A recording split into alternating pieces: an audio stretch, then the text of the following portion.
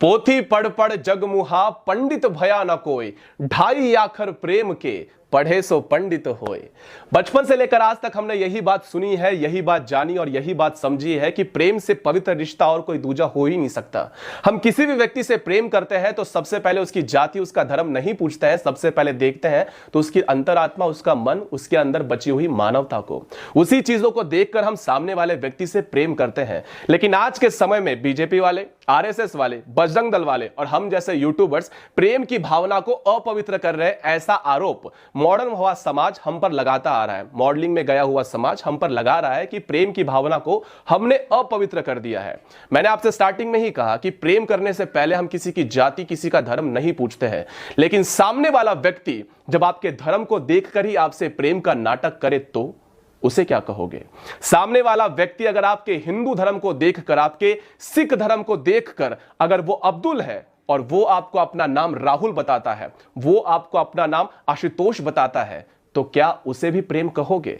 उसका मकसद केवल इतना ही है कि आपके धर्म को धर्मांतरित कराना। अगर आप लोगों को झूठ लग रहा है तो एक ऐसे ट्रेलर के बारे में हम आज बात करने वाले हैं जिसे रिव्यू करने वाले लोगों ने पूरी तरह से साइड कर दिया है। यकीन मानो अपने एम लोगों को खुश करने के लिए इस मूवी को थोड़ा सा भी रिव्यू और इस मूवी के बारे में थोड़ा सा भी बात करने का कष्ट नहीं किया जा रहा है। तो चलिए हम बात करते हैं अदा शर्मा के आने वाले आगामी पिक्चर के बारे में, द केरला स्टोरी के बारे में। और ये जो प्रेम मायाजाल क्या है, एंड तक आपको समझ में आ ही जाएगा। तो बने रहिए हमारे साथ वीडियो के एंड तक, समझने का प्रयास कीजिए कि प्रेम में और प्रेम के मायाजाल में अंतर क्या होता है। चलिए आज का वीडियो शुरू करते हैं।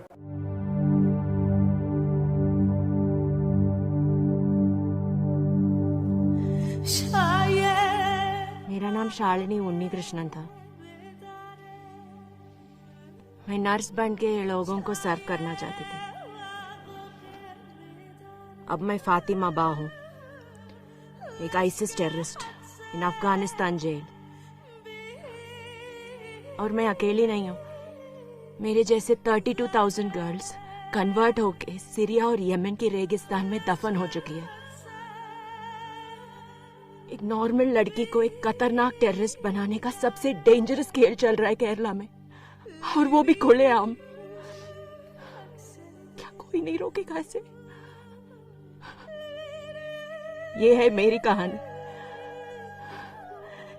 ये है उन 32,000 लड़कियों की कहानी। This is the Kerala story.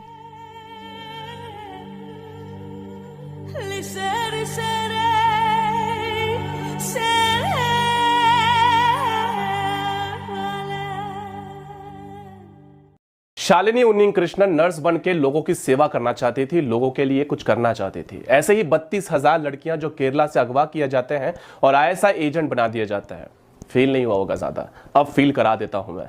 ये 32,000 लड़कियां आपके पेट से निकली हुई आपकी बेटी है, आपकी बहन है, आपकी सगी बहन है, जिसे अगवा करके आईएसआई आतंकवादियों के सामने, भूखे शेरों के सामने निवाला बनकर छोड़ा जाता है, सेक्स स्लेव्स बनाकर रखा जाता है, उनकी शारीरिक भूख मिटाने के लिए, सुसाइड बॉम्ब बनकर रास्तों के ऊपर फटने के लिए। और ऐसे एक नहीं, दो नहीं, 32,000 से ज्यादा लड़कियों के साथ ऐसा हादसा हुआ है। ये तो केवल एक रजिस्टर्ड डॉक्यूमेंट्री आपके सामने आ रही है, अनरजिस्टर्ड। और हाल फिलहाल में चल रहे देश के अंदर ऐसे बहुत से गतिविधियां हैं जो आपकी आंखों के सामने कभी आए ही नहीं होंगे।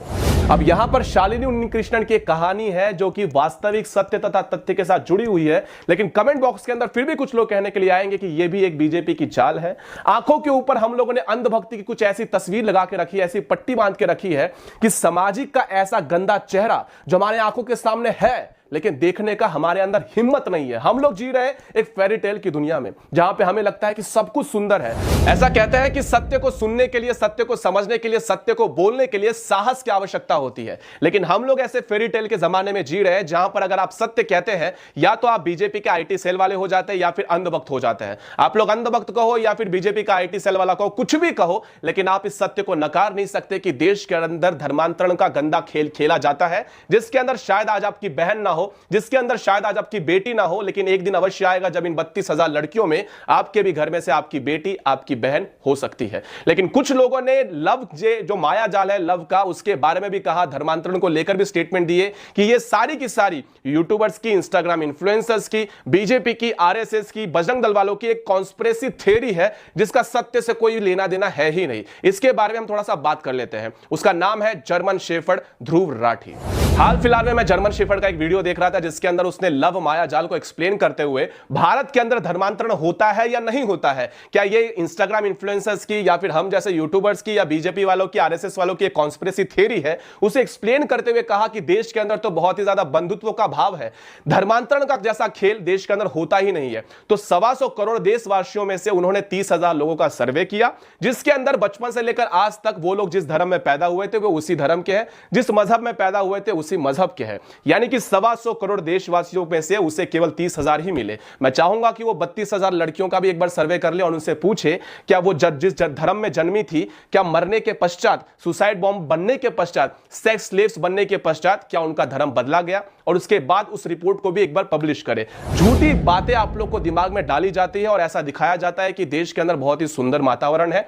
होगा, जरूर होगा, लेकिन देश का एक ऐसा गंदा चेहरा जो आपके सामने आना आवश्यक है जिसे बताया नहीं जाता है, और वही केरला स्टोरी के अंदर बताने का प्रयास किया जा रहा है। अब आप लोग को बताता हूं कि प्रेम के मायाजाल के बारे में जो हमने शुरुआत में बात की थी, क्या प्रेम करना गलत है या सत्य है। अब इसके बारे में समझने का प्रयास करते हैं। लव मायाजाल एक्सप्लेन करने से पहले यहां पर जितने भी लड़कियां, मॉडर्न लड़कियां और उनके भाई, उनके पिता, उनकी मां ये वीडियो देख रहे होंगे, सबसे पहले उन लोगों का एक कॉमन क्वेश्चन है, क्या प्रेम करने से पहले किसी भी व्यक्ति का धर्म, किसी भी व्यक्ति की जाति पूछकर उससे प्रेम करना चाहिए? बिल्कुल नहीं। मैं भी किसी से प्रेम करता हूं, मैं भी, मेरे मन में भी किसी के लिए प्रेम भावना है। प्रेम भावना होना सबसे पवित्र भावनाओं में से एक भावना होती है।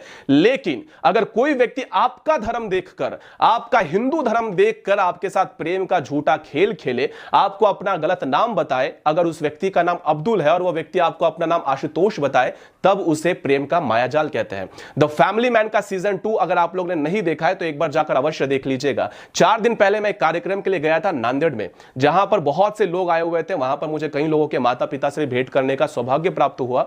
उन लोगों से बात करने के बाद मुझे पता चला कि यहां पर लव जिहाद का जो केस है, लव मायाजाल है, इतनी ज्यादा तरीके से बढ़ चुका है कि रोज कम से कम 3 से 4 लड़कियां किसी होटल रूम में पाई जाती है किसी अब्दुल नाम के साथ, जिसका नाम होता है राहुल, अभिषेक, कुछ भी। मतलब ऐसा खेल खेला जा रहा है जहां पर इन लड़कों को पैसे दिए जाते हैं ऐसा घिनौना खेल खेलने के लिए, आपकी बहु बेटियों को नुकसान करवाने के लिए। बस हम लोग इसी के अगेंस्ट में है, कोई प्रेम जाल के अगेंस्ट में नहीं है। प्रेम करना कोई गलत चीज नहीं है, लेकिन जब आपके धर्म को बदलने के लिए आपके ऊपर बर्जबरी की जाती है, आपको गाय काट कर खाने के लिए कहा जाता है, अगर आप पढ़ी लिखी भी हो, मॉडर्न समाज से भी आती हो, आरजे हो, आईपीएस ऑफिसर हो या फिर किसी भी बड़े पोस्ट पर हो, लेकिन आप किसी मजहबी से निकाह करती है, तो स्मरण रखें कि आपको गाय काटकर खाना अवश्य पड़ सकता है। बस इसी बात को हम लोग बहुत समय से समझाने का प्रयास कर रहे हैं। जिस धर्म के अंदर, जिसके विवाह होने के बाद आजकल कुछ पढ़ी लिखी मॉडर्न लड़कियां अपना सरनेम तक नहीं बदलती, मुझे समझ नहीं आता कि किसी मजहब से निकाह करने के पश्चात तुम अपना धर्म कैसे परिवर्तन कर लेती हो। और अगर प्रेम इतना ही अटूट है ना, अपने माता पिता को इस तरह से रुलाने वाले, अपने माता पिता को पुलिस स्टेशन में चरणों के पास झुकाने वाले, एक बार अपने अब्दुल से कहना कि वो अपना मजहब बदलकर अपना धर्म स्वीकार कर ले, उसके बाद आप लोग चाहे जितना ज्यादा प्रेम कर सको। लेकिन अब ये मूवी जो है द केरला स्टोरी, इस मूवी को ज्यादा से ज्यादा प्रमोट करो, ज्यादा से ज्यादा लोगों तक पहुंचाओ, और जितना हो सके इस वीडियो को भी शेयर करो, क्योंकि ये वीडियो 10-20 हजार व्यूज के लिए नहीं बना है। अगर जर्मन शेफर्ड वाले लोग गलत जानकारी देकर लाखों व्यूज ले जाते हैं, लाखों लोगों को गलत इंफॉर्मेशन बताते हैं, तो एटलीस्ट आपका यह कर्तव्य है ये कम से कम 10 लोगों तक ये वीडियो अवश्य पहुंचाए। साथियों, वीडियो पसंद आया हो तो जरूर इसे शेयर करना। अगले वीडियो के अंदर मिलता हूं, तब तक के लिए लव मायाजाल से सुरक्षित रहे। जय सनातन।